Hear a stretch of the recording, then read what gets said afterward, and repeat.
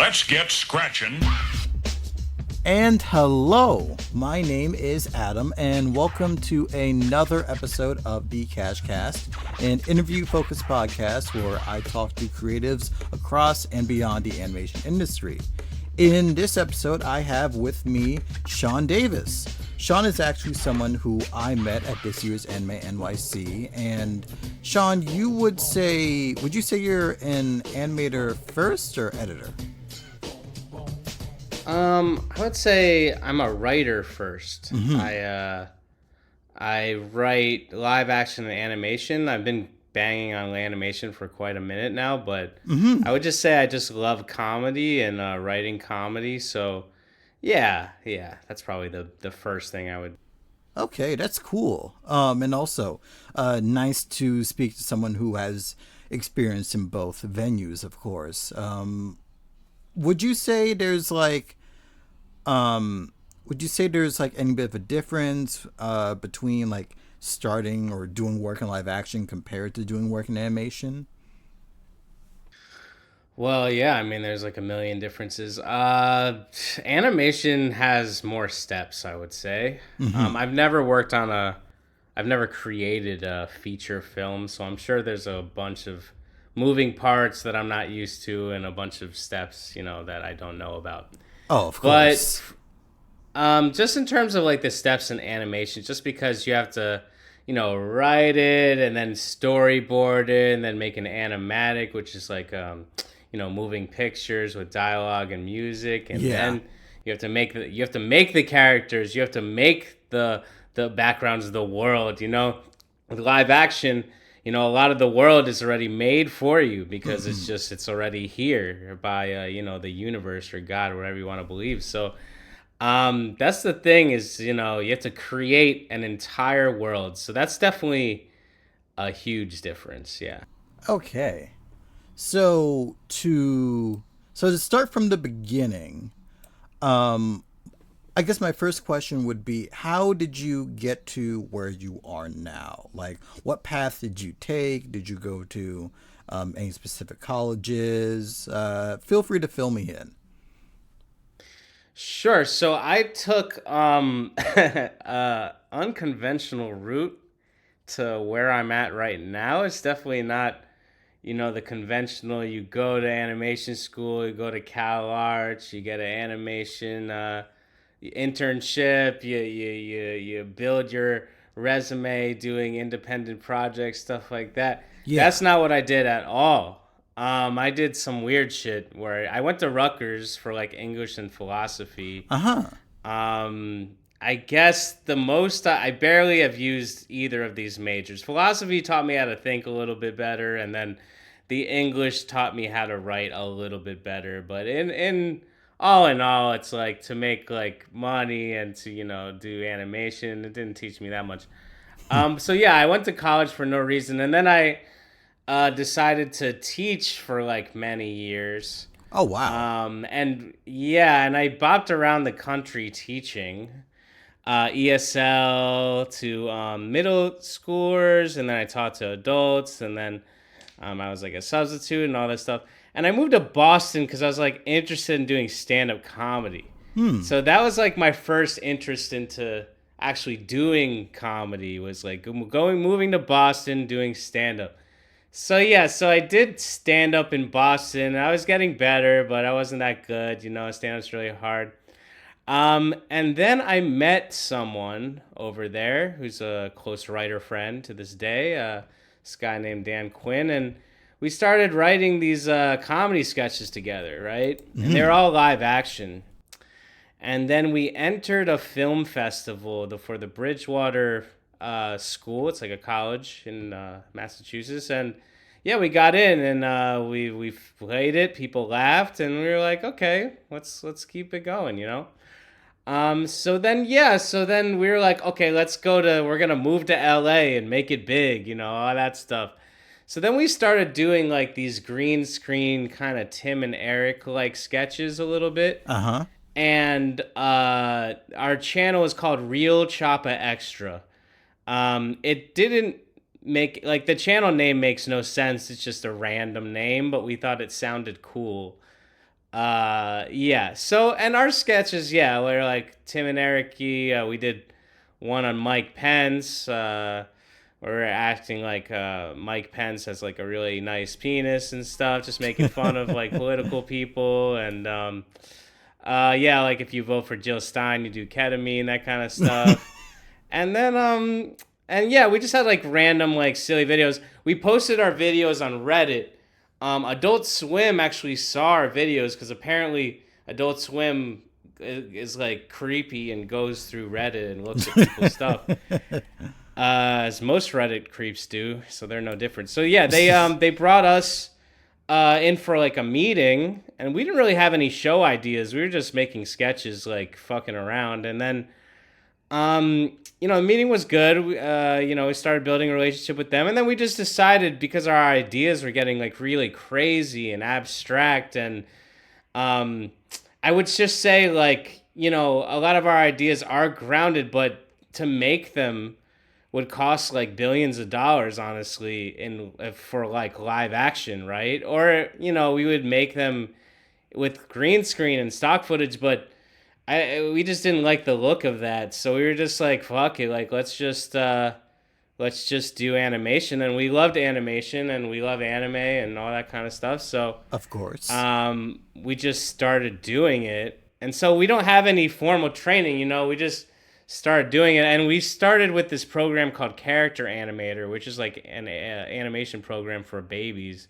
And basically with Character Animator you can put a pre-made character, or you can make a character, but you put into a program, and this camera follows your face around while you're talking. And so the camera and the program does a lot of the animation for you. Right. And in post you can fix a bunch of the problems that you're gonna obviously have, but it's just like animation for babies. And so we were doing that while also we were making the characters out of clay. We made like these bird characters out of clay. Oh, wow. So we made those. Yeah, so we were like doing some weird weird thing where we were doing like half stop motion because it was made out of clay, but it was half character animator because we were going to do like the frame by frame actual stop motion workflow. And yeah, I mean, I would say the birds looked like in real life looked cool. In the computer, it looked like trash. Like it was so like it looked like you wanted to throw up looking at these birds. But it was something to try. It's called Bird Vlog. It was like these two birds talking to each other, whatever. Yeah. And then what happened was we were poor, but then we got really poor. Oh, no. Like super. Like we were eating like burritos every day, that like $2-3 burritos, and just like not being able to barely pay rent and all this terrible stuff. So just like with money or whatever. So yeah. So then my roommate and writer friend who I was living with, he went back to Boston, and then I went to New York. And then I don't know, we took a hiatus for like a year and a half, kind of, because that was like. I mean, when we're not these people, but like how Neil Brennan and Dave Chappelle like left the Chappelle show, I think Neil Brennan said it was like leaving a crime scene or something, because it feels that way when like when you're working on something with someone and then it all falls apart. You feel like a little bit of like, I don't know, like work trauma or project trauma from it. And you also feel like I don't know, it was like a failure in a way or something. Not that they think that's a failure, but I'm just saying you feel like it's just tough, Yeah. So yeah, we just decided to like chill for a little while, and then we started like writing ideas and whatever. And they were like, yeah, let's do animation again, and let's do like this. We're gonna do a bird show, but birds are kind of hard to animate and like make and stuff with all the feathers, whatever. So we were like, let's make a fish show. And we only picked fish just out of the necessity of that it will be easier to animate them. It wasn't like we had this incredible idea of these fish and it's like the new SpongeBob and stuff. Like it wasn't like that. We were just like, that'll just be easier with them just floating and stuff. And we don't have to make all these limbs, and there's still limbs with fish, but not as many, and it's just easier. So then we started this project. It was originally called Fishbound, And now it's called Legends of the Deep, and it's basically just these short 30-second to like a minute 30 fish cartoons, where these fish are like really ignorant and they just get in silly situations. And every episode is a little bit different. One episode, we had two fish trying to sell the statue for money. They're trying to get money.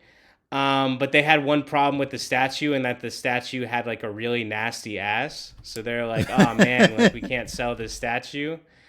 And so yeah, then they're like, you know what, we can figure out something, to still make money off it. So then they made like a stadium, like you can go to the stadium and see the statue, and it's basically if you walk out of the stadium, it says like world's nastiest ass.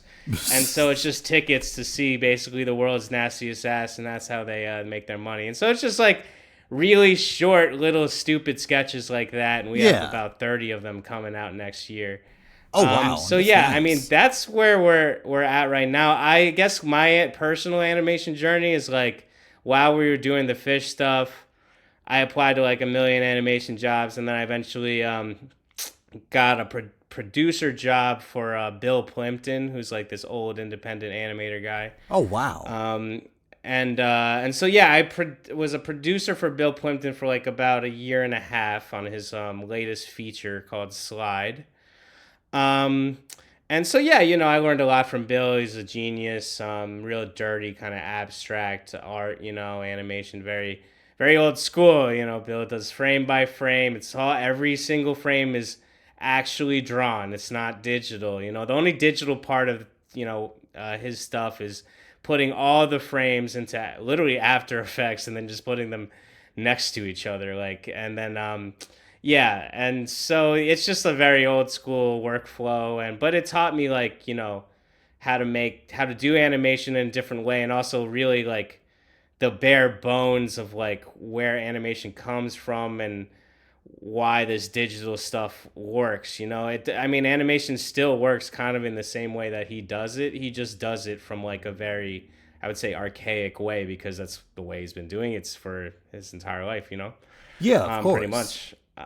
So yeah, and then I decided, it's possible I could get a studio job now, but I decided I really wanted to work on my animation projects like independently, and spend as much time as I can doing that and pitching shows to HBO, Adult Swim, and pitching around ideas to try to get a show. And also we're building up that fish project called Legends of the Deep, releasing next year, May 2026. So I just wanted to make sure that that we had enough time for that, and really kind of like being like a stupid artist and just throwing a bunch of money and time at this project. Because I love animation, I love what I do, and I want to make money doing what I love. So gotta try, yeah.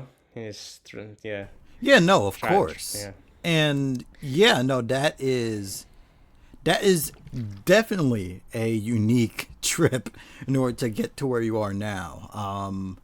I've talked about this on my own this show multiple times, but I can relate as someone who also has an unconventional way of getting to this point. So, as always, it's one thing that I want to hammer, and hopefully for anyone listening, is that, the typical way of getting to this point, even if it is a way that works, it's not necessarily the only way getting here, because I myself did not go to SVA. I didn't even major in animation.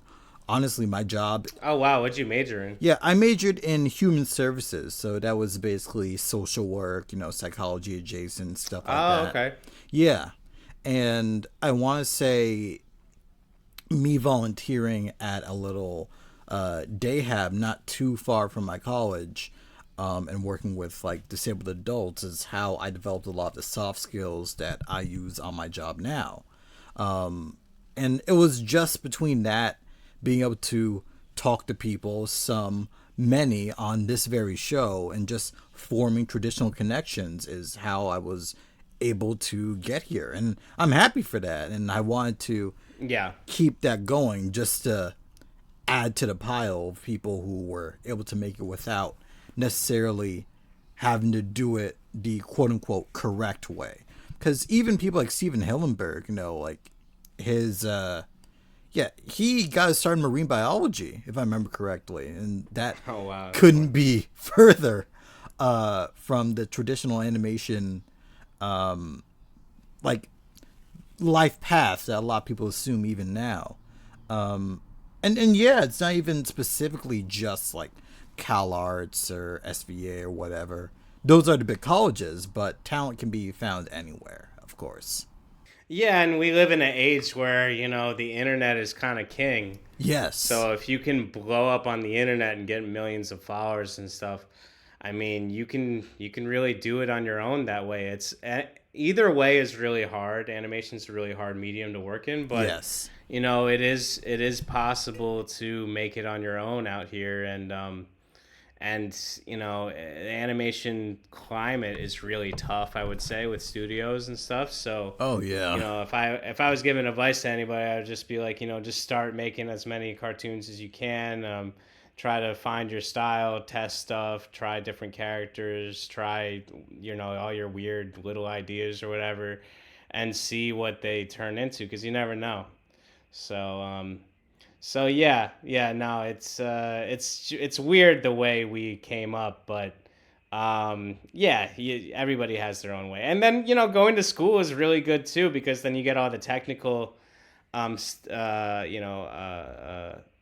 guess skills from your school, and Yes. yeah, you go into animation that way. So there's just so many different ways, and everybody's minds work differently, and yeah. So Yeah, of that's cool to course. hear that you came in differently too. Yeah, that's cool. And now you're working at Titmouse, right? Yes, yes. I am on, well, currently, as of this recording, of course, I'm on this show called KIF, and the second season should all be on Disney Plus by now. So there's your there's your little plug.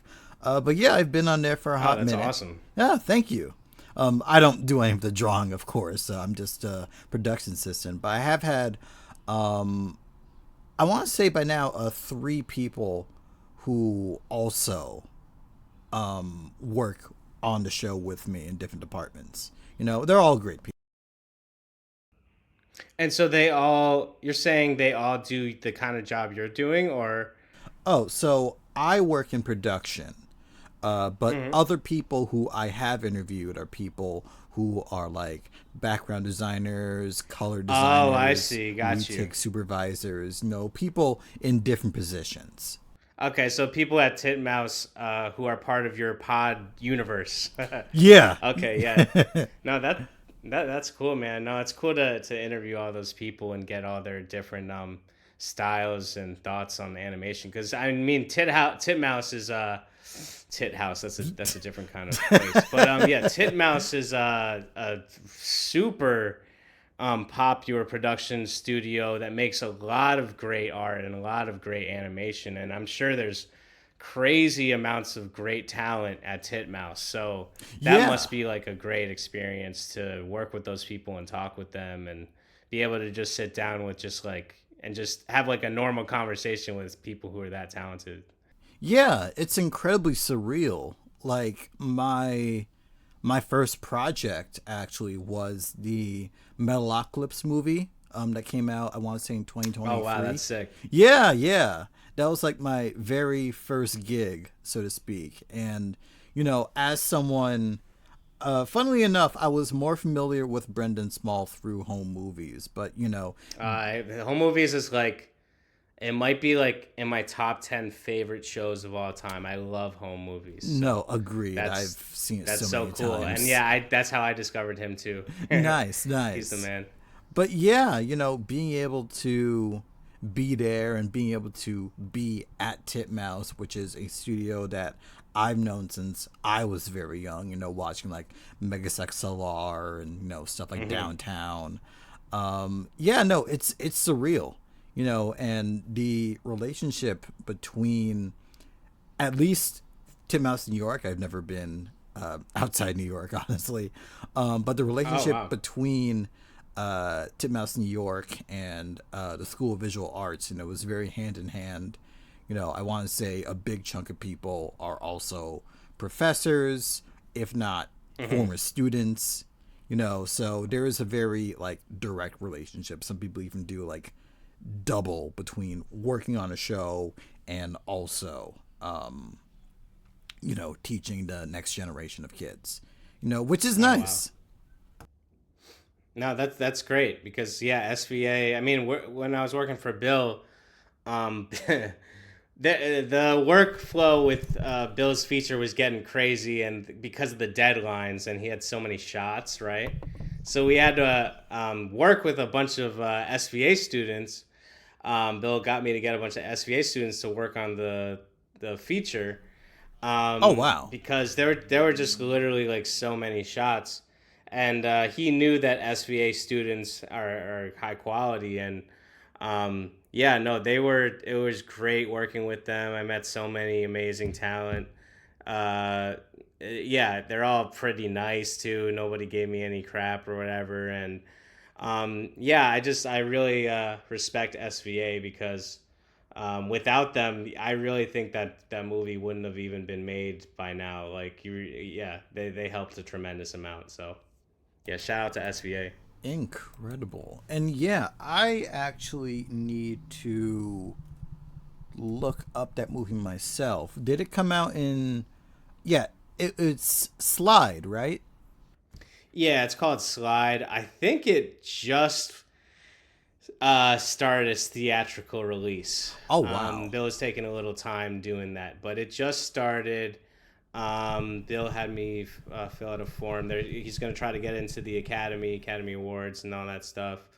Um, Oh, that's and incredible. yeah, I think Benicio del Toro like co-produced it too. So hopefully that'll help Bill get into bigger festivals and bigger basically places that Bill wants to get the film distributed. And Right. he's already a big name and stuff, Bill, but I think that'll help too. And yeah, yeah, fingers crossed. Try to push Slide as much as he can. And Bill's already started making a bunch of. He's like made already I think two or three short films after Slide. So he's still working. He's still making stuff. Yeah, Yeah, much respect. yeah. I really did wish I was able to catch it earlier, like when it was having its like theatrical showings. But it's like my hours, man. By the time I get Oh up, I'm yeah, just no, I mean yeah. Titmouse or any animation studio, it's just the hours are crazy. Like that's why I don't have. That's why I didn't like seek out a studio job right after Bill because I know I would not be able to have the time to do this. It's kind of you have to pick what you want to do in this industry, and doing Yeah. both is probably helpful. So, but if you're trying to do some, your own creative thing or whatever, but I mean, you can also go the industry route and just do that too. It's like really like what you want to do. Mhm. But all that said, yeah, these hours are freaking long, man. Yeah. Like this is really long. So, So, speaking of showings, I was checking your socials, and I think what had happened was you had debuted a short film. I think it was related to Legends of the Deep at yes. a film festival in Texas, and you won. How did that go? Oh, yes. So, the Austin Under the Stars is the film festival in Yes. Texas. And yeah, no, it was a great festival. It's like a day festival. They have all these different types of films, from live action documentaries to animation to some really touching dramatic films. So it's just basically like a hodgepodge of a bunch of different types and different bunch of different genres. And yeah, I was really happy because our film Almost 10, which is yeah, one of the basically episodes for Legends of the Deep. It won Best Animation. A little silly, short story about that.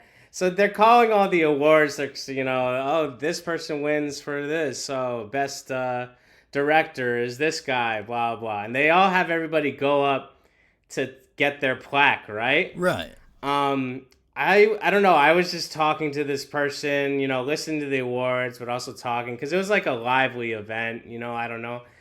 And then they they called my name for best animation, but the thing is I was like not prepared for it at all. So I was like, oh shit. So then I got out of my seat, I started running, and then there was this big cord for like the mic and like the audio interface or whatever. And so I'm running up to the stage and then I trip on the cord and like Oh no. bust my ass. And then everybody's like, oh!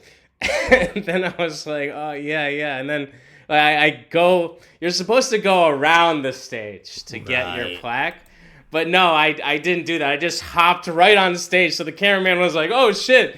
And then, and then they took my picture and stuff. I'm surprised I didn't, like, have, like, blood on my face. Like, I was in the freaking Terrifier from that one. Because I thought I really hurt myself. But it turns out I was actually fine. It was just, like, a really silly, like, Marx Brothers, like, plank fall moment. Yeah. And, hey, it was a very nice picture. So... Yeah, not bad. No, I appreciate it. Yeah. Some color in my face that day. But yeah, no, it was a great festival. Yeah, we definitely would submit again. Yeah, we're on a festival run right now with Almost 10. It's like about this little fish who she's just going out to play with her friends, and her mom is like, you better be careful out there. And she's like, oh, don't worry, Mom. Like, she's talking to her mom. It's like, I'm almost 10 now. And then a robber comes and like tries to steal something from her. And then, I don't want to give it away, but if anybody ever sees Almost 10. But yeah, no, we're doing a festival run with it right now, and it's been great. The reception's great. We just had a film festival called Film Quest in Utah.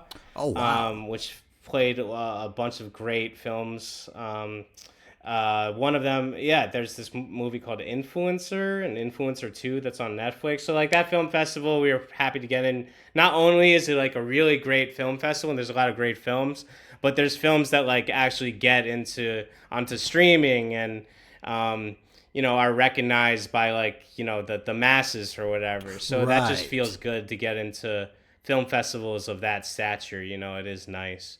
And then we got into the Soho International Film Festival, which is cool. It was cool seeing our film at the Regal, like in Union Square, like in a theater of people.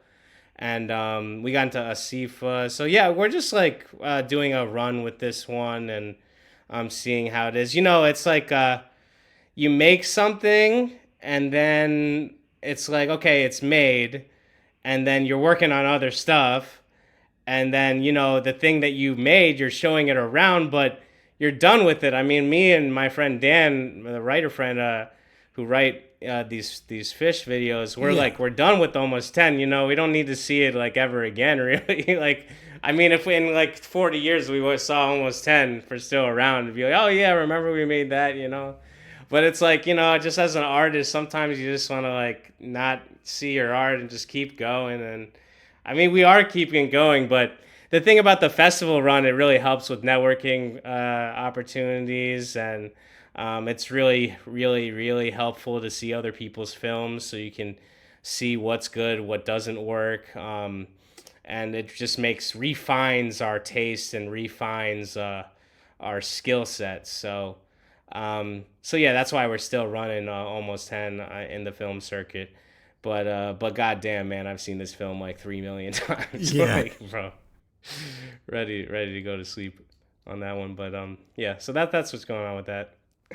Yeah, no, that's incredible. And no, it's just great that you're able to travel to so many different places and network as well. Like I had opened, this episode with, I did originally meet you at this year's Anime NYC at the Javits Center this year. Oh yeah, that was great. Yeah, so I know you and I great had meeting you too. Yeah, thank you. So I know you and I definitely probably had different experiences, but other than that little mixer that we found ourselves at, how was your experience at this year's Anime NYC? Did you go all 3 days? Was that your only day? So I used to go all 3 days to Anime NYC, but Mm-hmm. because of our production cycle and yeah, I was pretty busy this year, so I just went to that one day. Yeah, Um, same. but it was, Anime NYC is the shit. Like, there's so much amazing cosplay. It's like every year, like the cosplayers out cosplay themselves. Like, I don't even Yeah, know what they're doing. Like, at this point, it's like, are you guys all working in the same factory? Like, you guys are right. insane. Like, it sounds like you guys are like it seems like you guys are just like working all year at this on your cosplay to do like the next Anime NYC. Like, I don't know what's going on over there, but yeah, it's so all of that's incredible. Yeah, there was some great panels at Anime NYC. I'm trying to like remember them and stuff, but yeah, I mean, all around it was just like it was so immersive and fun. Yeah, how was yours? Yeah, so mine was pretty good. I was able to, yeah, there were a couple of people who I did not expect to see over there actually. Oh, who did you see that you didn't expect? Yeah, so I think the biggest person that I saw, it was Miles Atherton, who he is with. I think the company was White Box Entertainment, which Okay. is okay. Let me just confirm. I'll edit all this out. Okay, yeah. So I did get it right. Okay, so Miles Atherton. I had known the name for a good number of years. Miles' name because he was previously at Crunchyroll. But it seems that he Oh, started okay. his own company, which basically acts as an intermediary between North America and Japan when just Oh, studying very a bunch interesting. of like trends of demographics of like who's watching what shows and when, because Mm. infamously streaming services don't exactly like to give up numbers as to how They're very exactly. secretive, aren't Very they? Those secretive. those sneaky streaming Yes, services. Yeah. but it was nice to see someone like that, like face to face, and it was surreal because I wanted to be a little bit professional, so I had pre-printed a couple of business cards, and he had actually recognized my podcast because I had previously talked to Kiana Mai a couple episodes ago, actually. She had done that pilot, Pretty Please, I Don't Want to Be a Magical Girl, huge on YouTube. So Okay. I was surprised that, he was able to make, sorry, I was surprised he was able to make that connection because I don't exactly do the podcast for the numbers. So, Uh that huh. that really was nice. I was Oh, also, that's fantastic. Yeah. yeah, No, it's so thank cool you. that you got to meet someone who's that big and is working on something innovative and new. Yes. One of his coworkers was there. Her name was Chloe Katoya, and she was previously at Nickelodeon for a hot minute. So Okay. yeah, so because like she also had like some industry experience, we were able to have some, pretty engaging conversations on in terms of like, our overlap, our shared overlap. Um, let's Hmm. see. There was, oh yeah, it was a small world because I had my one of my titmouse sweatshirts, just to you know I figured if anyone would recognize it, they would automatically draw Oh, themselves of to me. course. Yeah. So I had bumped into, her name was Candy Freeman, and she is now working directly helping anime, but previously Wow. she was also at Titmouse New York, and I'm pretty sure she mentioned that she was on the new Beavis and Butthead cartoon. Oh, nice. yeah, it's very surreal to bump into someone that you may know in a spot like this. So that was all pretty nice. I met a couple of other people as well. I am going to try to get as many of them on here as I can. And I would say the biggest get, and my next episode I'm going to record, was with Justin Savakis, who is the CEO of Media OCD and the original founder of Anime News Network. Oh, wow. Yo, that's old school. Yeah, I was very lucky because not only did I already have a business card, he mentioned that he was originally at SVA, and I'm like, hey, small world. Like, most of my coworkers are also SVA, so Yeah. That's so cool. He did a Robot Carnival, which is a really interesting piece. Yeah. Crazy. Yeah, I've kept up with him for a hot minute because he's directly involved with a lot of stuff that Discotheque Media ends up putting out. So whenever they have like announcements for stuff, me and a lot of my friends who are like big into this stuff are always like, I imagine I'm not much of a sports person, but like I imagine this is very similar feelings of like having your home team win when it's like a surprise title that you haven't heard about in like decades, getting like, a kitchen sink Blu-ray. I really respect it. Yeah. No, it's nice when they dress it up like that. Yeah. No.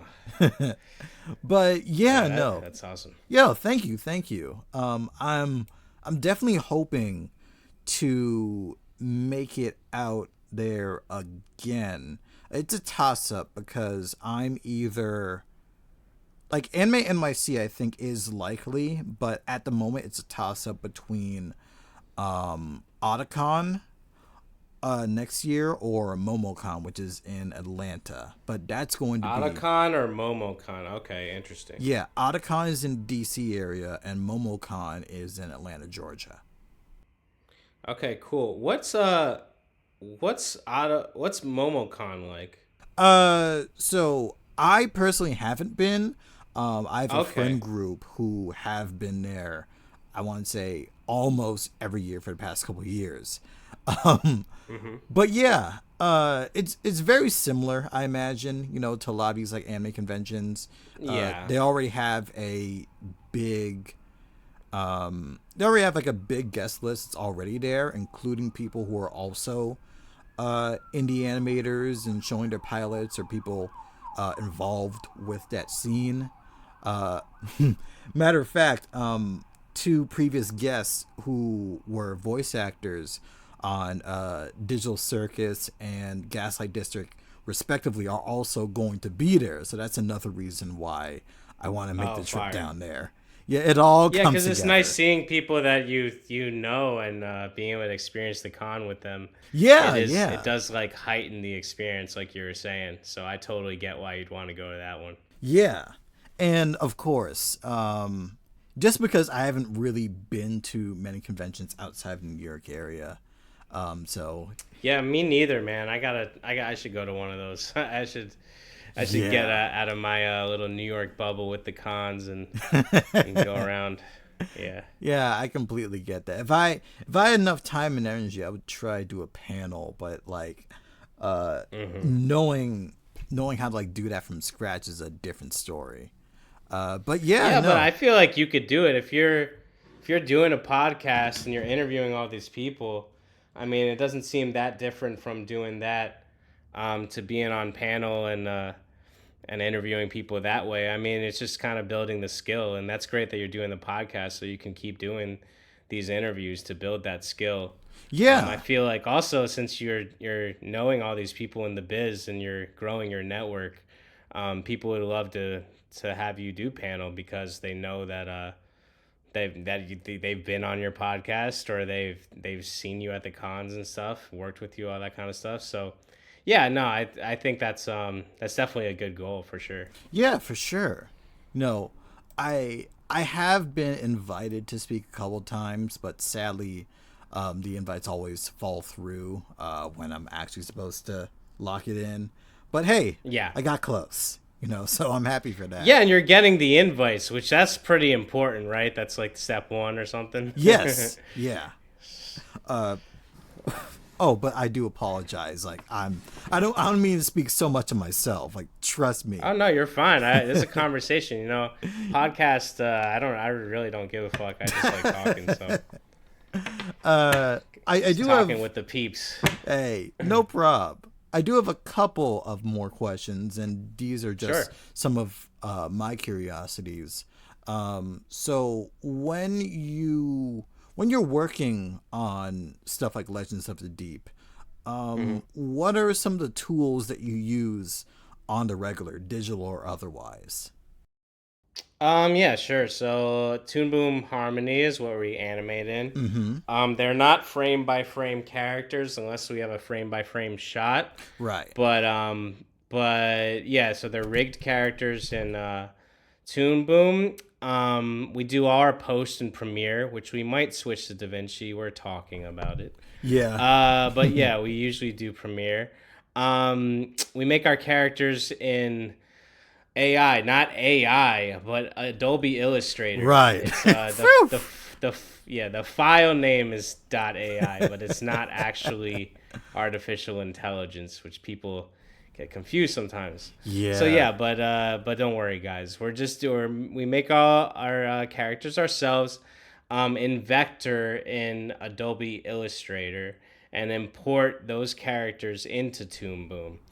Where we rig them and all that stuff. And then our backgrounds are usually done in Photoshop. Every once in a while, we'll do it in Adobe Illustrator. Sometimes we'll put in objects that the characters are going to use. We'll make them in Adobe Illustrator. But yeah, those are the main tools that we use for sure. So is there any benefit of making the assets in Illustrator as opposed to like Photoshop? Like when you talk about like the characters or like props? Well, yes, because it's easier to work with an animation, and then when me and my director friend are giving notes, it's easier. It's because if you make characters in Photoshop, you can animate them, and we've done that before. But there's all these problems with resolution. Like, you gotta make the characters in really high res, and even then, sometimes there's like fucky problems or whatever. Yeah, like aliasing. What's up? Yeah. And just like it also, there's this problem with Toon Boom where you will import a character and then like the colors are off from the Photoshop file. I mean, that happens with Adobe Illustrator too, but we've had it happen more with Photoshop. And it's just, there's like a long list of problems, and I'm like, nah, I'm good. So I'm over it. So we either make our characters in Illustrator or Toon Boom. Yeah.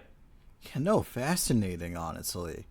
Because over here on KIF, like our pipeline, and I imagine for like most shows at this point, like Toon Boom Harmony is, still a tool that we use, but I want to say like it's definitely like Photoshop that we do for all of our assets. So I haven't really heard of people using Illustrator for assets like that. Like I'm trying. Well, the thing is about Titmouse is they probably have their pipeline down to a T, and they know the exact dimensions for their characters that they're doing, and they've probably been doing that for years. Yeah. And Photoshop came before Illustrator, so that's just, it's a tiny bit like how Bill does it, where it's like it might be like a tiny bit archaic, but they just know what they're doing and they do it really, really well. So why would you change it up? You know what I mean? Like, oh yeah. So I mean, if I knew what they were doing, I would do it too. But because I'm not Titmouse, I'm like figuring it out. Yeah. Yeah, no, I completely understand that. And I think that does segue into another question I have. I guess it's more open. Mm-hmm. So, as someone who, like, I do know like one or two things about animation. Obviously, I work in it, but I personally, haven't really animated a lot myself. Who has the time?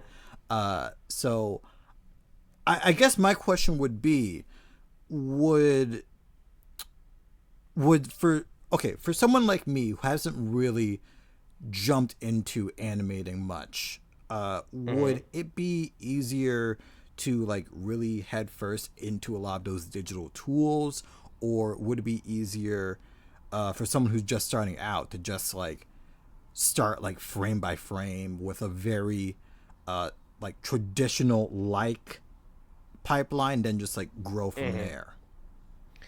You can do both. I would just say a nice beginner way of going into animation and animating yourself Mm-hmm. is to do Flash. So that's Adobe Animate. Right, right. Um, because Animate will teach you frame by frame, but it will definitely spoon feed you the steps much easier than Toon Boom. And you can actually do the same thing in After Effects, but After Effects has this weird like rigging program called Duik within the program that you can try that, but it's less intuitive. Like I think for people starting out, do Flash, do Adobe Animate, any kind of program that's like Flash. I would start there because they have like very intuitive skills. All the frames are right there. They have a lot of great tutorials. Mm-hmm. I mean, all these programs, there's some amazing YouTube videos that will help you, but you can do so much in Animate as a beginner, from like the most easiest animation from a ball bouncing to like a really intense action sequence or whatever. And it's just, yeah, to me it's the most intuitive program to use. The only reason we don't use Animate is just we just, it's a style choice. We just like the way that Toon Boom animates more. But Right. it's a harder program to learn. It's the learning curve is really high. So I would just start on Animate and go from there. Yeah. Okay. So, I guess to close out, I just have like a couple of quick questions. Firstly, are there any pieces of media, be they, other pieces of art, music, movies, podcasts, whatever, what would you recommend people check out? Just movies like stuff that I like. Is that what you're saying? Yeah, or stuff that influence, your work, or both. Like Oh, I there is see. overlap. I watch so much stuff, so it's like it's a little tough. But I would just say like some of my favorite people are Stanley Kubrick, so like The Shining, Mm-hmm. Killing, that kind of thing. I love this director Orson Welles. Of course. Citizen Kane. I just watched this movie Compulsion, which he didn't direct, but he was in, and he does fantastic. He's a big Shakespeare guy. I love Shakespeare, and he has these speeches, and they're kind of Shakespearean, but he makes it his own thing, and he's this big billowing. If you want to learn about character and how to do character really well, Orson Welles is like the go to that. Right. Animation, I mean, it's just so much. It's just like crazy. I love Cowboy Bebop. Oh yeah. This is anime, classic. Um, I love Full Metal Alchemist. Nice. I think the animation and the story is pretty cool. Um, yeah, Jujutsu Kaisen is some of like the best animation right now. Nice. Unfortunately, morally, like what they're doing with their animators might not be the best. They're like working them too hard for sure. But Oh yeah, yeah. the art style is great. So yeah, I would definitely check that out. Um, and yeah, I mean, it's just like endless. Like every Miyazaki movie, besides maybe a couple of the last ones, they're bangers. Of I love course. Miyazaki. Um, I grew up like loving silly movies like Terminator 2 and actually people are like, "Do you have a favorite movie?" And usually people say no, but I actually do have a favorite movie out of all of these, and it's the made for TV Merlin movie with Sam Neill that nobody knows about. Um, yeah, if you look that up, it's literally on YouTube, and it's a banger. Yeah, Okay, it's like I'm looking that up now. yeah, it's like one of the best adaptations, if not the best adaptation of Merlin, in my opinion. The whole King Arthur's story and all that stuff. Yeah, big influence from that one too. But I mean, our comedy is like, I mean, big influences like Chappelle Show. There's this show called Eagle Heart that used to be on Adult Swim by Chris Elliott. It's like, Yeah. yeah, that show is big influence. He's is brilliant. Children's Hospital Yes, I with remember Rob that. Corddry is great. Eric Andre. Love Eric Andre. Key and Peele stuff is good. Just yeah, man. We love comedy. So Don Rickles, this guy's going. Rest in peace to him and Norm Macdonald. We love Norm. Oh So yeah. big comedic influence. Anything Norm did, we just love him. So yeah, check out all that stuff. Yeah, those are some great recommendations. And let's see. Okay, so 2 and 1. Any future projects you have planned, and B, where can people find you? Yeah, cool. So the big project again is Legends of the Deep. It's on Instagram, YouTube, and releasing next year, 2026 in May. Like I said, we're gonna be posting some behind the scenes footage and videos to basically warm up the channels. People say that's a good idea, so look out for Legends of the Deep, and then other projects that I'm working on. See, they're not fully developed yet, so I can't like be like, "Hey, check this out" yet. Yeah, So good there's a plan. couple pilots. We're writing this movie. I'm working Oh on wow. some weird animation rap Instagram TikTok thing. But the thing is, yeah, these are just they're not done yet, so I can't be like, hey, check it out. But yeah, you can find me on Instagram on at Sean Ducky, Sean Ducky with 2 Y's because someone took the other one. So Sean Ducky, Sean Ducky with 2 Y's, and yeah, Legends of the Deep shorts on Instagram. You can find it there too. On YouTube, if you just type in Legends of the Deep, find it there too. But yeah, yeah. Okay, that's great. And of course, you know, whenever you do have more of your projects complete and public, feel free to come back. Like I'd love to do a little bit of a catch up. You know? Oh, that would be awesome, man. Yeah, no, you're a great podcast host. I don't do a lot of these because I'm so busy and I'm not like a traditional podcaster or whatever. But Yeah. no, they're always so much fun because I can just basically turn my brain off and not have to think about production or life or anything. I can just chat with a cool guy or a gal or whatever you want to be, and Yeah. yeah, no, it's just nice to yeah, to basically shut it all off. Yeah, it's always great to be able to chat with people, honestly. Um, and as for me, so as I record this, I'm in a little bit of a hiatus, partly for the holidays, partly for burnout, and partly because technology has not been my friend this week. Yeah, you told me that. Yeah. Yeah. But so as I record this, I have my episode with Nick Cruz, a culture designer, one of my coworkers on KIF. That is still Cool. being edited. I'm going to be editing this, and my episode with Justin Savakis will be recording this week. But all of those hopefully will be releasing sometime in January 2026. After that, who knows? I'm also working on expanding the format. But since I don't have much of a schedule, I might put things on ice for a bit just to catch up on some of my own projects, still have a YouTube channel. I want to put out what do you do on your YouTube channel? If you don't mind me asking. Yeah, sure. Primarily it's video essays and another way people can support the podcast.